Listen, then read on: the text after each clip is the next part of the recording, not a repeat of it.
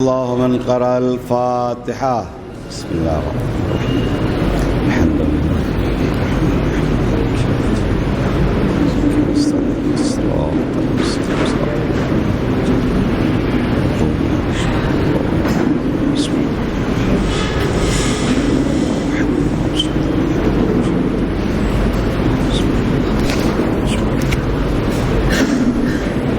لا حول ولا قوة إلا بالله العلي العظيم. أعوذ بالله من الشيطان اللعين الرجيم. بسم الله الرحمن الرحيم.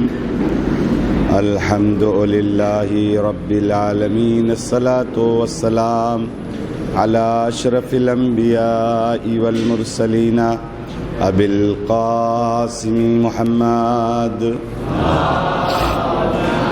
صلى على محمد الذي كان عليا في درجاته وفاطما في تطهيراته وحسنا في صفاته وحسينا في تجلياته وزين العابدين في عباداته وباقرا في علم الأولين والآخرين بمعلوماته وصادقا في أقوال وكاظما على جميع الأحوال ومتمكنا في مقام الرضا جوادا كفه عند العطاء وهاديا إلى سبيل النجاة وعسكريا مع الغزاة ومهديا إلى طرف الحق صلى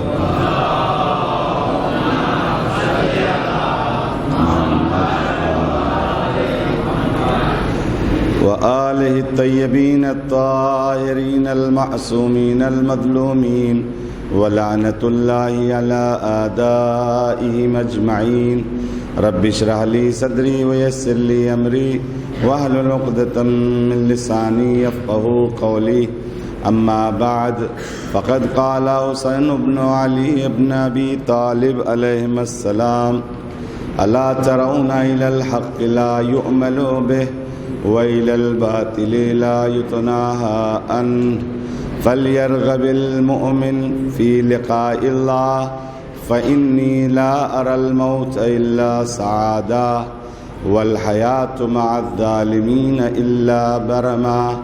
الناس عبيد الدنيا والدين لائق على ألسنتهم فيهوتون حيث ما درت معايشهم فإذا محسوا بالبلاء قل الديانون. صلوات پڑھ دیں محمد والی.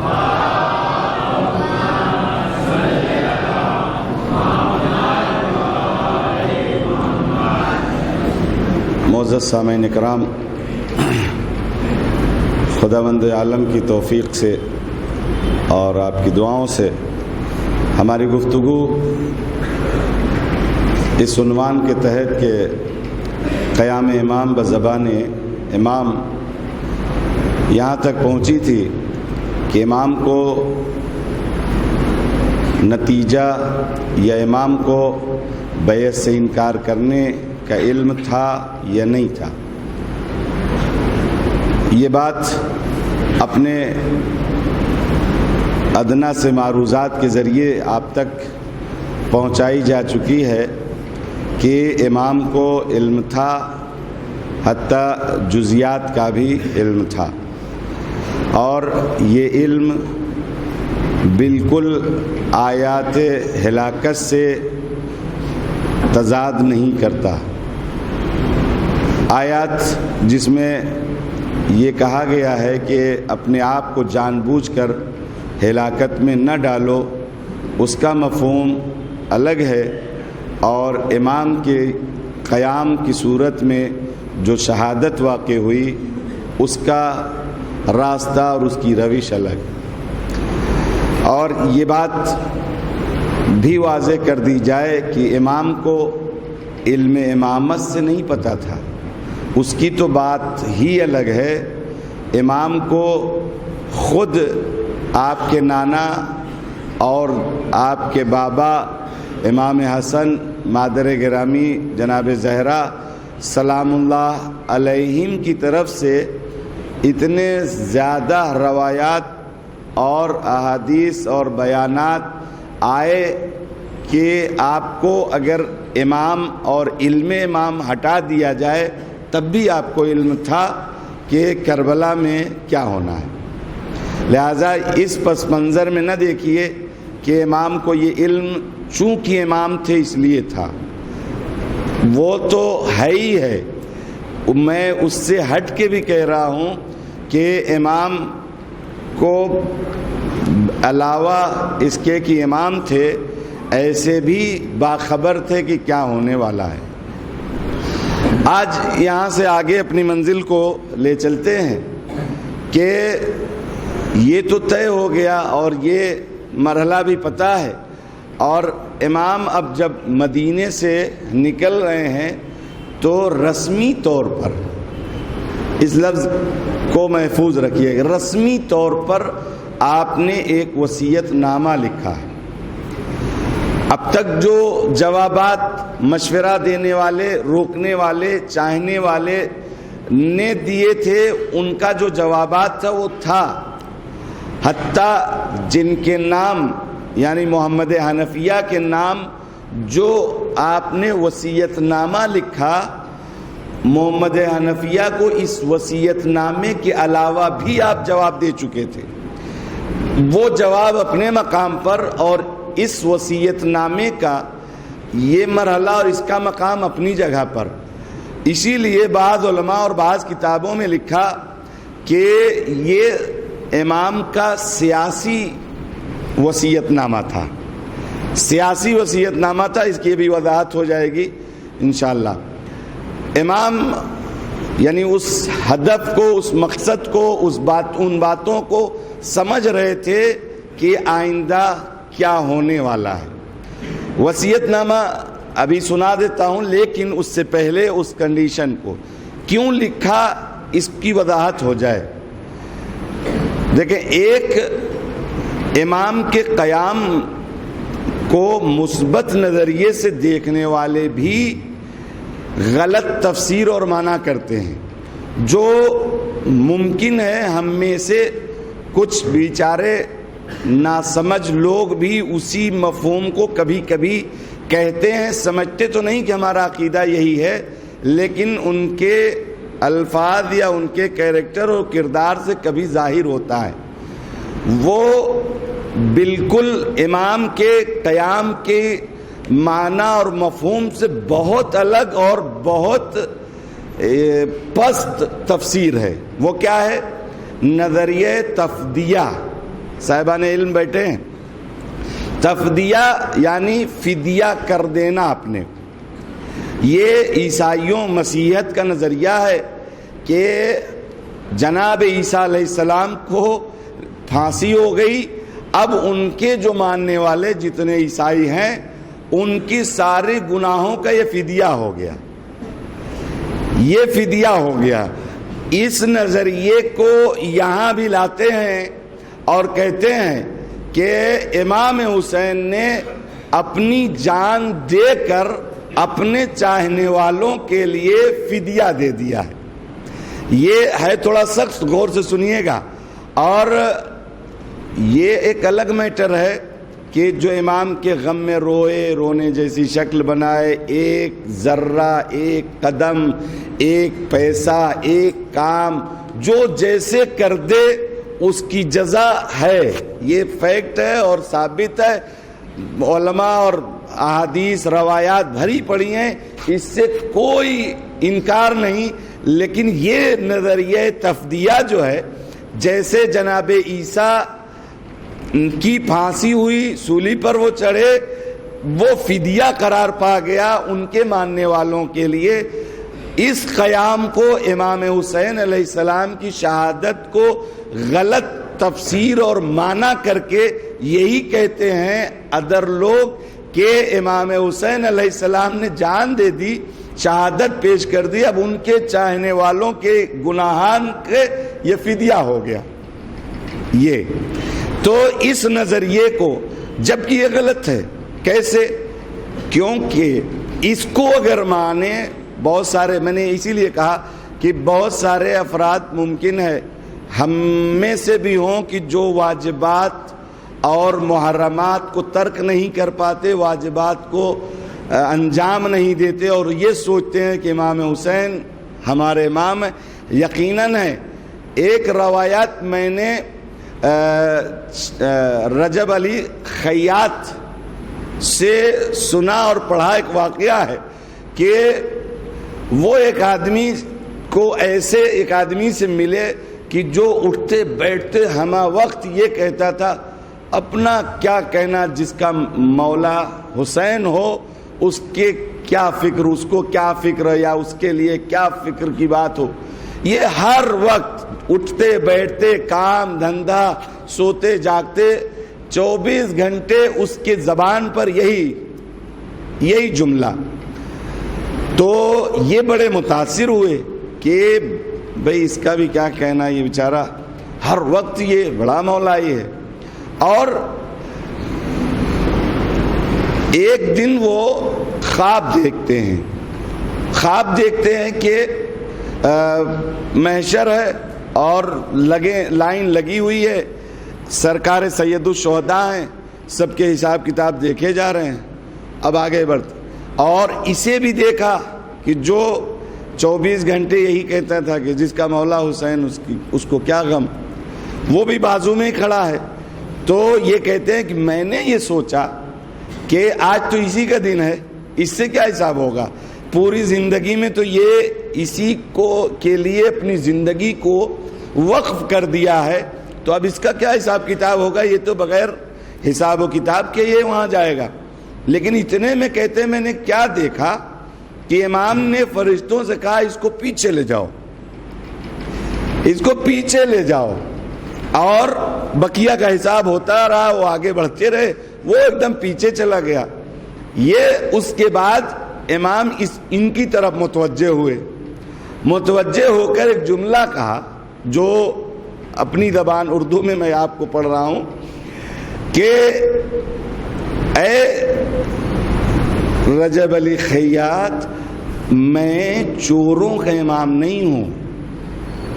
یہ جیسے یہ بات سنے اور ایک دم ان کی ہوش یعنی تعجب کیا اور حیرت کی انتہا نہ رہی، اور اٹھ گئے، پتہ لگایا کہ یہ آدمی کرتا کیا ہے، تو پتہ چلا وہ کوٹے دار ہے، یعنی جہاں سرکاری راشن گیہوں شکر یہ وہ آتی تھی اس کو وہ ڈیل کرتا تھا، اور وہاں سے سرکاری ریٹ پر آتا تھا اور یہ بلیک کرتا تھا اسے۔ تو امام نے کہا کہ میں چوروں کا امام نہیں ہوں۔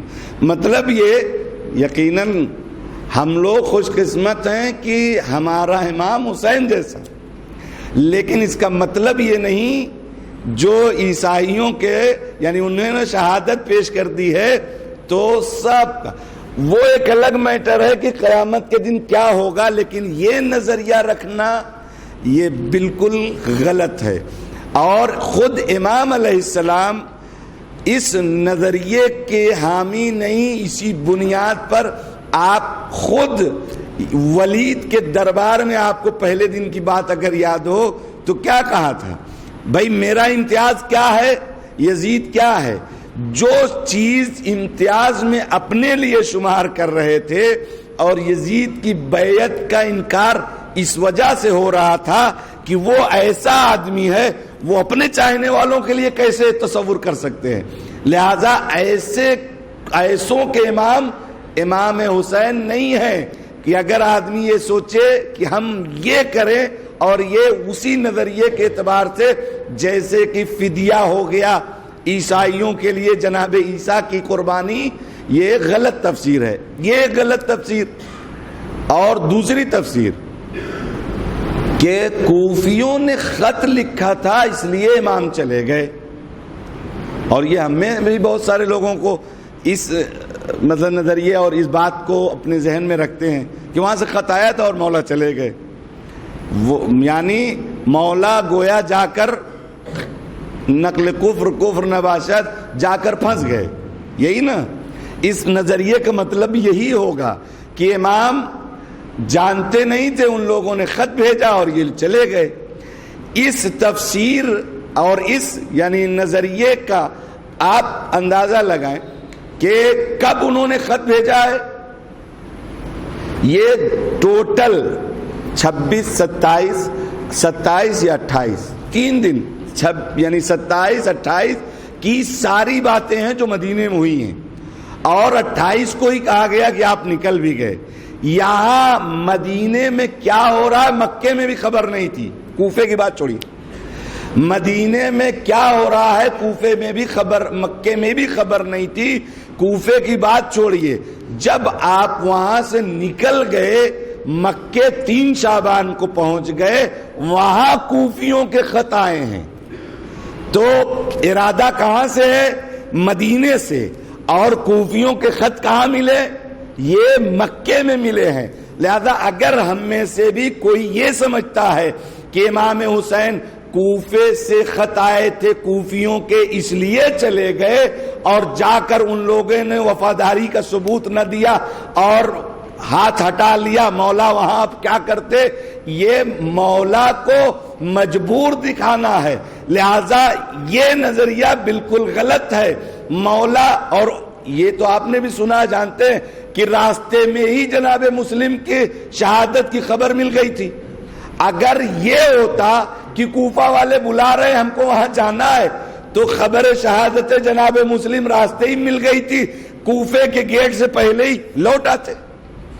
تو مطلب یہ ہے ان کے بلانے سے نہیں گئے ہیں, یہ اپنا قیام اپنے ارادے سے کر رہے ہیں.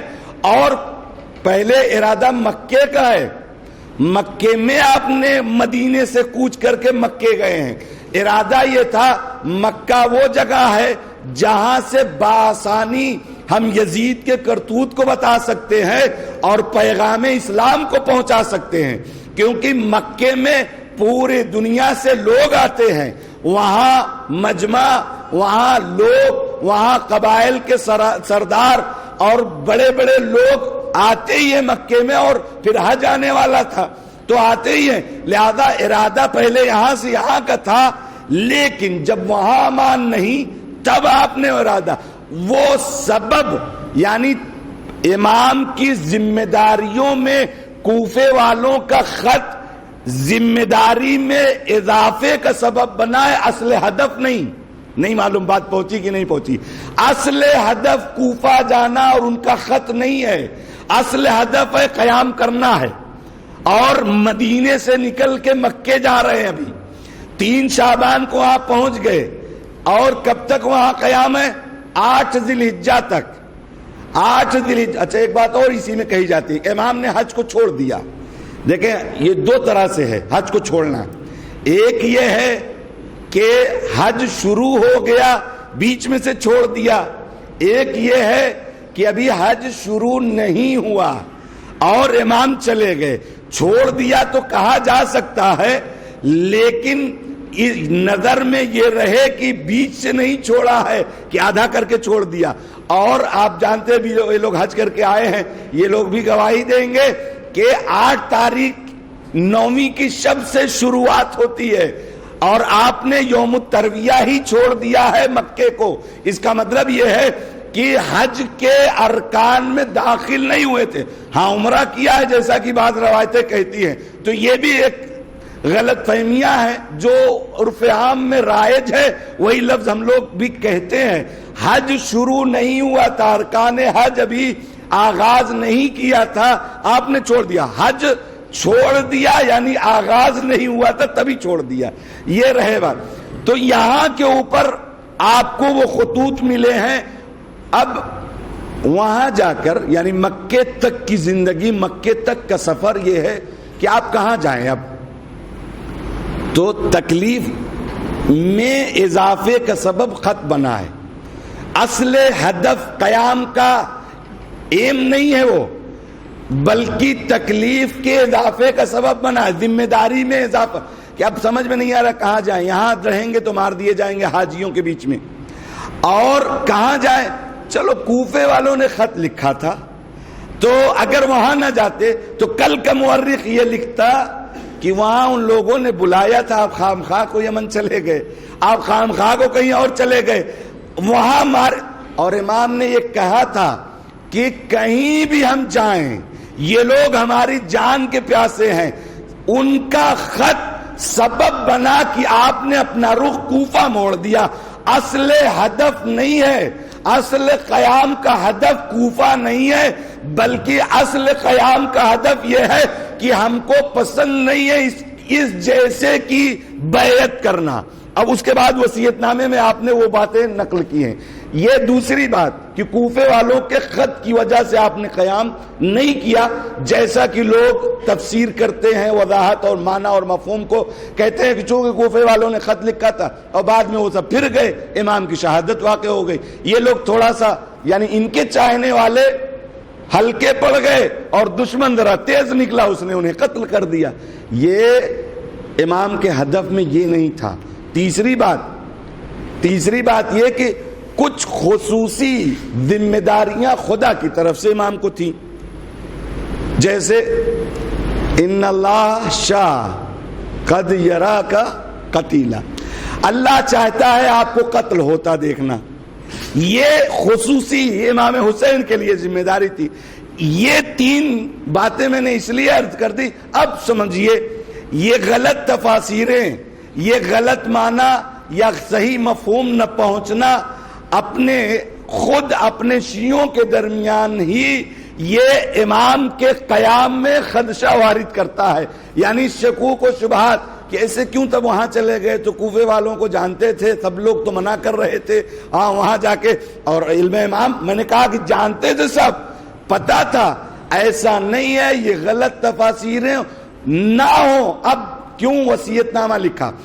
یہ غلط معنی نہ نکالا جائے اس لیے حسین ابن علی کتبی طور پر لکھ کر محمد حنفیہ کے سپرد کیا ہے.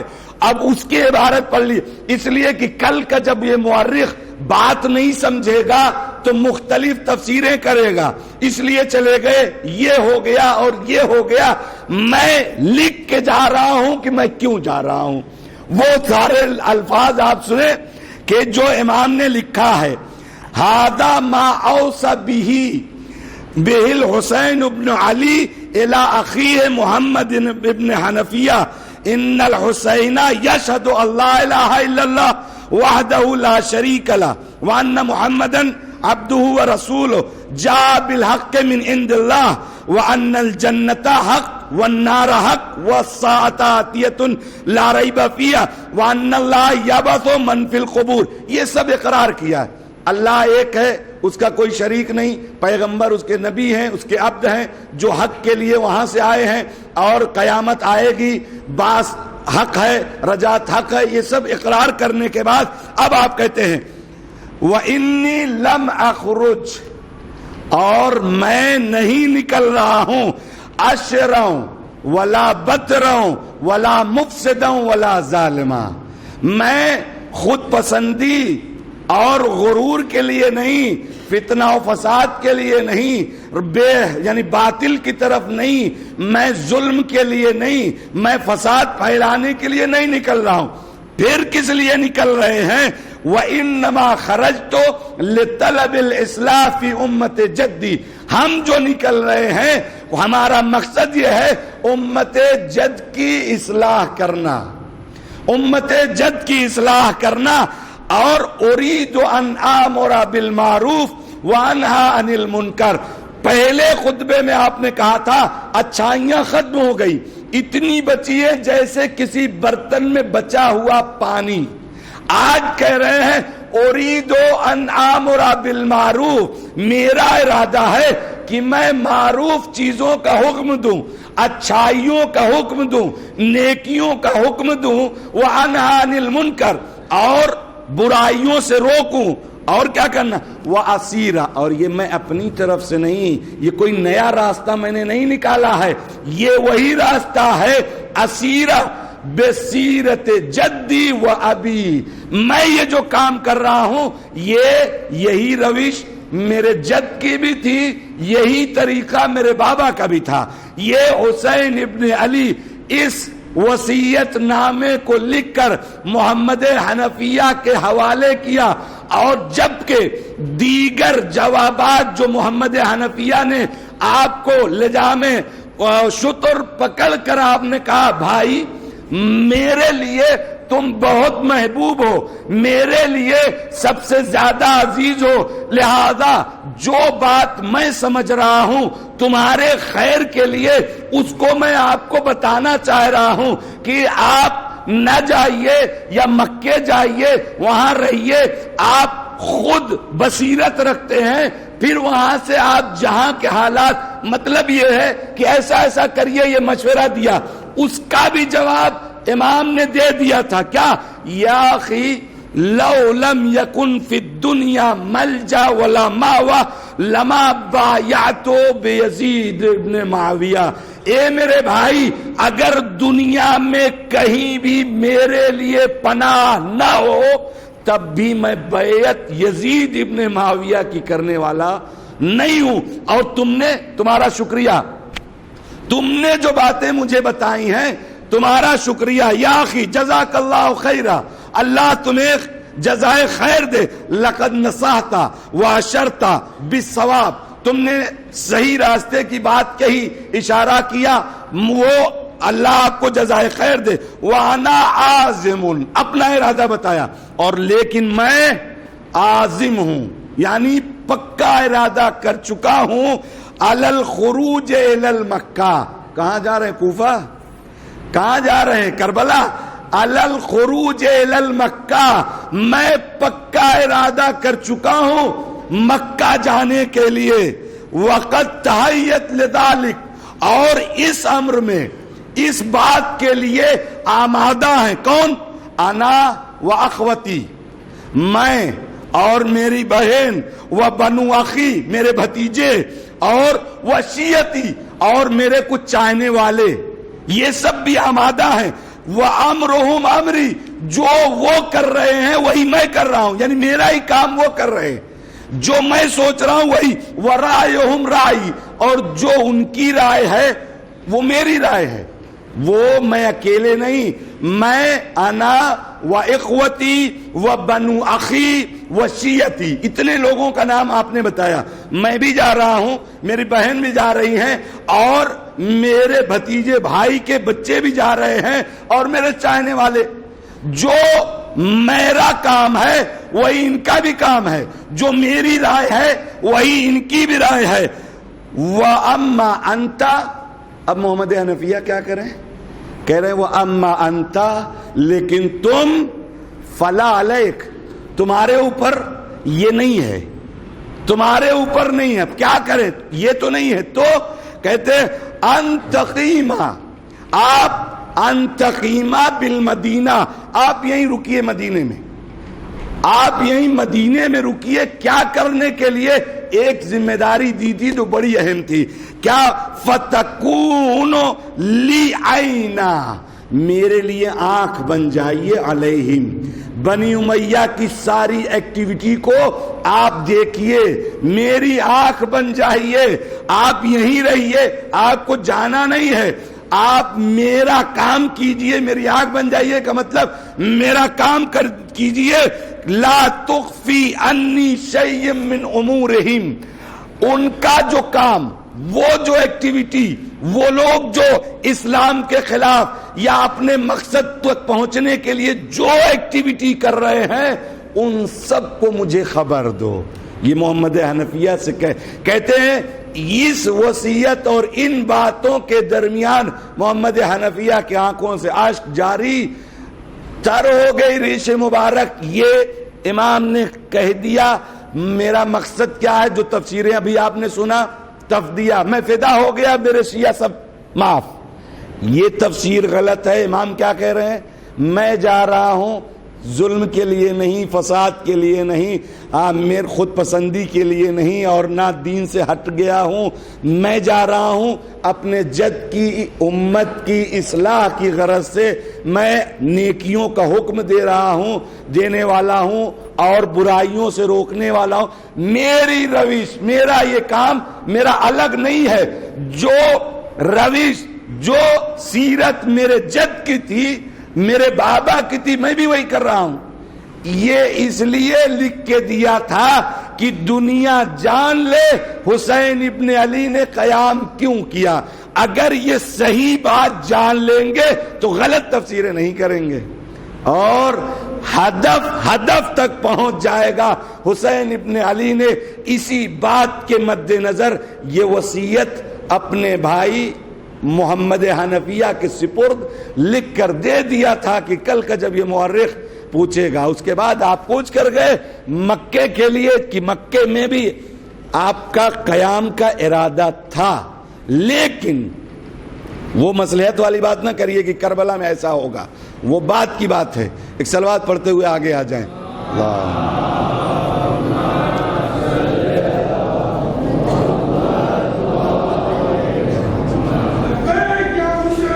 لبیک یا حسین، لبیک یا حسین یا علی.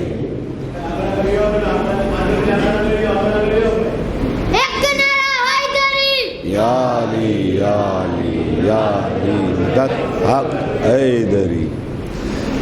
جی میرا قیام انی لم اخرج اشرا ولا بترا ولا مفسدا ولا ظالما انما خرجت لطلب الاصلاح فی امت جدی.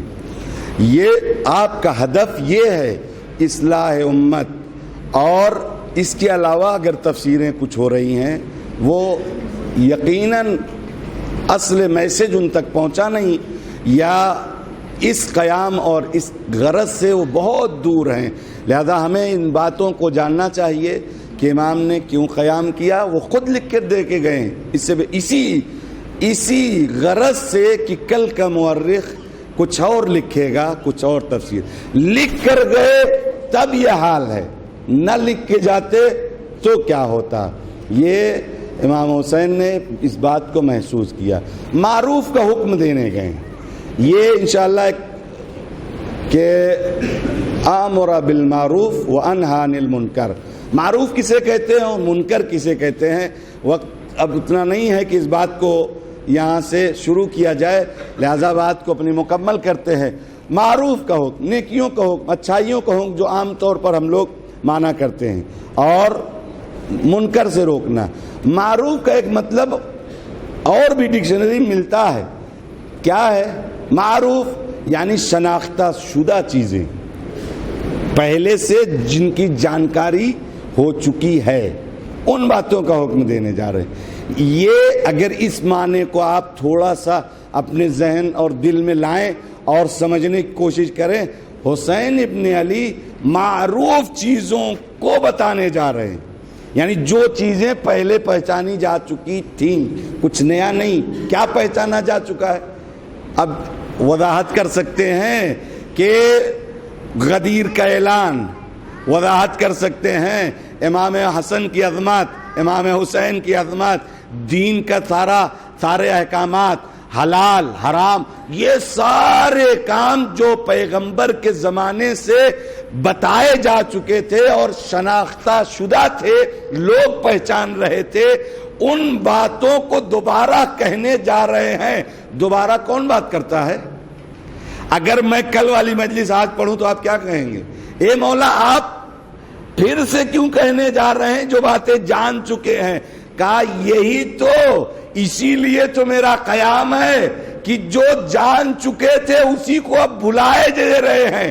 یہی تو مولا نے کہا تھا کہ الا ان سنت النبویہ قد امیتت، یعنی پیغمبر کی سنتیں مردہ ہو رہی ہیں. وان البدعۃ قد احیت، اور بدعتیں ایجاد کی جا رہی ہیں. اس کا مطلب ہی یہی ہے کہ جو معروف جن شناختہ شدہ چیزوں کا اعلان ہو چکا تھا، سب تک بات پہنچ گئی تھی، انہی سنت نبویہ کو جب امت بھلا رہی ہے اور مردہ قرار دے رہی، بدعتیں ایجاد ہو رہی ہیں، تو اب حسین ابن علی مدینے میں رک جائے، یہ ہو نہیں سکتا. امام وقت ہے، اس فریضے کو، اس پیغام کو یا ان بدعتوں کو کچلنے کے لیے اگر کسی کے سر پہ جوئی رہیں گے یا نہ رہیں گے کوئی اگر بیدار ہو یا نہ ہو، امام امت کا امام ضرور اس میں بیدار ہو کر آ کے سامنے کھڑا ہوگا اور ان بدعتوں کی طرف، ان بدعتوں سے مقابلہ کرے گا۔ وہ بدعتیں جو بھی ایجاد کرے، مطلب یہ نہیں تھا کہ یزید ہی کیوں نہ ہو، جو بھی بدعت ایجاد کرے امام کے فرائض میں سے ہے۔ تو جو اعلانات ہو چکے تھے، دین کے پیغامات جو پہنچ چکے تھے، اس میں سب سے اہم پیغام غدیر والا تھا۔ جب اس کو بلایا گیا، حسین ابن علی نے قیام کا اعلان کر دیا۔ صلوات پڑھ دے محمد و آل محمد۔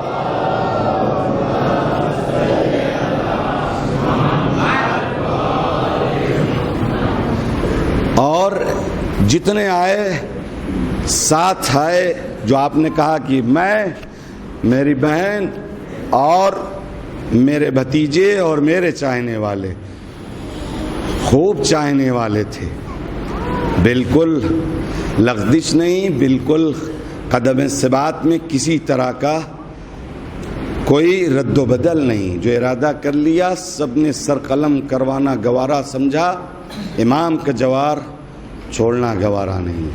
جو ادھر تھے وہ بھی ادھر آئے، یہ معمولی بات نہیں ہے۔ فتح کا اعلان تو اسی وقت ہو گیا کہ جب دشمن کے فوج سے جس نے راستہ روکا، جو ان باتوں کا سبب بنا، وہ امام کی طرف آ گیا۔ امام کی فتح کا اعلان اور نقارہ اسی وقت بج گیا۔ سمجھنے کی ضرورت ہے۔ کون؟ حضرت حر۔ یہ کون ہے؟ عجیب ہے۔ ہاں، اسی لیے کہا جاتا ہے کون کب کیا ہو جائے یہ نہیں پتا۔ یہ وہ ہیں کہ جنہوں نے سب سے پہلے لجام فرض پر ہاتھ ڈالا، اور عمر سعد وہ ہے جس نے کوفے سے سب سے پہلا خط بھیجا، مولا آؤ۔ وہ کہاں، یہ کہاں۔ یہ اسی لیے کوئی ایگریمنٹ خدا نے یہ نہیں کیا ہے کہ آپ جو ہیں وہی آخر تک رہیں گے۔ لہذا جب دل بھر آئے، جب دل میں ذرا حزن و ملال پیدا ہو جائے، خدا کی طرف رجوع ہو جائے، اہل بیت کی طرف رجوع ہو جائے، تو دعا کریں کہ عاقبت اچھی ہو، عاقبت اچھی ہو۔ ایک ہی رات ہے، وہی حر کو بھی ملی اور ادھر عمر سعد کو بھی ملی۔ وہ بھی سوچ رہا ہے، یہ بھی سوچ رہے ہیں۔ وہ سوچ کر اس نتیجے پر پہنچا کہ ان کے ساتھ جانے میں ادھار سودا ہے، اور یہ سوچ کر اس نتیجے پر پہنچے نہ یہ کہ میں ادھر نہ جاؤں، بلکہ میں مجرم ہوں، میں مجرم ہوں، یہاں انہیں لانے کا ذریعہ اور سبب میں بنا ہوں، لہذا اقرار جرم کے ساتھ ادھر گئے۔ اور کیا اعتماد ہے، کبھی غور کیجئے اس زاویے سے بھی۔ اگر یہ گھوڑے کو پانی پلانے کے بہانے نکلے اور امام کی طرف آنا ہے، امام اگر واپس کر دیتے تو نہ ادھر کے ہوتے نہ ادھر کے ہوتے۔ لیکن اعتماد یہ بھی تو ہو سکتا تھا، جیسے کہ بہت سارے بھاگے، یزیدی عمر سعد کے لشکر سے بھاگ کر کہیں اور چلے جاتے، خسرت دنیا والآخرہ ہو جاتا۔ جب امام ایسی کنڈیشن میں ہو تو یا امام کے ساتھ یا باطل کے ساتھ، تیسرا راستہ نہیں بچتا۔ جو لوگ بھی بھاگے وہ ایسا نہیں ہے کہ خدا انہیں جنت میں ڈالے، جی نہیں، انہوں نے امام کے حکم پر لبیک نہیں کہا۔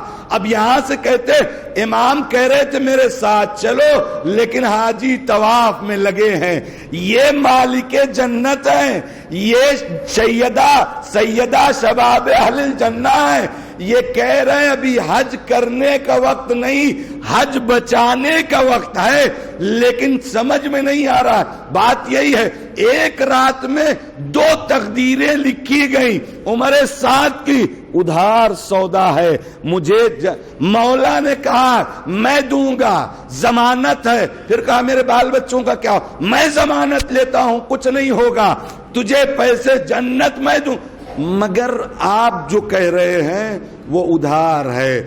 شاید اسی کے جواب میں میرے مولا نے شب عاشور سب کو اپنا اپنا مقام دکھا دیا تھا کہ یہ نہ سمجھو حسین ادھار سودا کر رہا ہے، زہیر آؤ دیکھ لو، حور آؤ دیکھ لو، مسلم ابن اوسجا آؤ دیکھ لو، یہ تمہارا مقام، یہ تمہارا مقام۔ وہی حور امام کے گھوڑے سے اتر گیا، مجرموں کی طرح جانا ہے، اور امام ہچکچاہٹ ہے، جاؤں نہ جاؤں، جاؤں نہ جاؤں۔ امام کو جیسے ہی خبر ملی حور آ رہا ہے، امام نے ابوالفضل العباس کو کہا جاؤ استقبال کے لیے۔ ابوالفضل العباس کو استقبال کے لیے آتا دیکھ کر حوصلہ بلند تھوڑا ہوا کہ اب تو گنجائش ہے، اور جیسے ہی پہنچا امام سے ایک ہی سوال کیا، کیا میری توبہ قبول ہو سکتی ہے؟ مولا نے سینے سے لگا کر بڑے ہونے کا ثبوت دیا۔ اب اور گفتگو کر رہا ہے اور بہت جلدی میں بھی ہے، امام سے کہتا مولا جب یہ جنگ چھڑ جائے سب سے پہلے میں جاؤں گا۔ مولا نے وہ اپنے کمال پر ہونے کا ثبوت، اور تم تو میرے مہمان ہو، لیکن اور یہ سوچ رہے تھے کہ اس گفتگو کے درمیان کئی حسین کے پیاسے بچے آ گئے اور اپنی پیاس کا شکوہ کرنے لگ گئے۔ تو مجھے شرمندگی ہوگی، یہ بچے جو پیاسے ہیں یہ حور کی وجہ سے، لہذا کہتے ہیں مجھے جانے دیجئے۔ اور علامہ نقل کہتے ہیں کہ مولا خود شرمندہ تھے کہ ایسے وقت میں اور مہمان ہوا، ہمارے پاس پانی بھی نہیں، مہمان نوازی کرے۔ الغرض اجازت مل گئی، پہلے بیٹا گیا، بیٹا جب زمین پر آیا اور چلے، مولا نے کہا اور کہا میرے بیٹے نے فریاد کی ہے۔ مولا نے کہا کئی بوڑھا باپ جوان کے جنازے پر جاتا، میں کہوں گا مولا ابھی تو علی اکبر زندہ ہے، ابھی تھوڑی دیر میں جب علی اکبر کا آخری سلام، آپ کیسے جائیں گے؟ الغرض ہور بھی گئے، ایک زمین پر مولا سرانے پہنچے، مولا سے کی جملہ، اے مولا کیا آپ راضی ہے؟ مہمان تھا، کچھ دے نہ سکے تحفے میں، لیکن رومال سیدہ پیشانی روح اور پر بات کے کہا اور تیرا نام بڑا اچھا رکھا گیا، تو دنیا میں بھی ہو رہا ہے۔